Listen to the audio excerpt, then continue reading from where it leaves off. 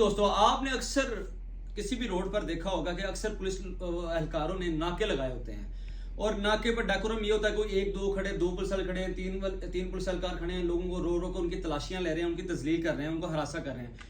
किसी भी पुलिस एहलकार को कोई हक नहीं कि किसी भी शहरी को किसी जगह पे खड़ा करके उसको हरासा करे, उसकी तजलील करे। क्योंकि डीआईजी ऑपरेशन का इस पर बड़ा सख्त हुक्म है कि नाका जहां पे भी लगा होगा उसका एक डेकोरम होता है, वहां पे सब इंस्पेक्टर का मौजूद होना जरूरी है। सब इंस्पेक्टर से कोई रैंक नीचे है, कोई डॉल्फिन पुलिस एहलकार है या कोई भी एएसआई है या हवलदार खड़े हैं, मुलाजिम खड़े हैं, तो वो आपकी तलाशी भी नहीं ले सकते, वो आपको रोक भी नहीं सकते, आपको पूछ भी नहीं कर सकते। हाँ, अगर आपको किसी ने हाथ दिया तो कम से कम वहां पे प्रॉपर नाका लगा होना चाहिए।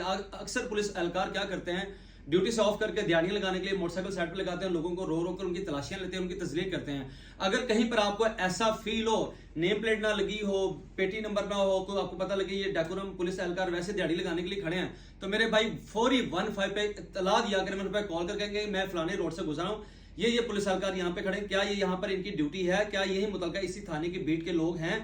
और दूसरी बात, आपने जो बात कंफर्म करनी है कि क्या पुलिस वाले वो ओरिजिनल भी हैं, 15 पे इत्तला दें और उसको बताएं कि ये बंदे हमसे रिश्वत मांग रहे हैं या ये बंदे हमें हरासा कर रहे हैं, हमारी तस्लील कर रहे हैं। 15 पे कॉल करके फौरी उनका जो हिसाब किताब करना जरूरी है, क्योंकि आजकल काफी ऐसे वीरान इलाके हैं जहां पे कुछ पुलिस एहलकार ना वो पुलिस एहलकार होते भी नहीं है और नाके लगा के खड़े होकर लोगों को लूट रहे हैं। तो मेरे भाई अपनी हिफाजत करें और ये पैगाम लोगों तक पहुंचाए ताकि हर शहरी इन चीजों से महफूज रह सके। Thank you.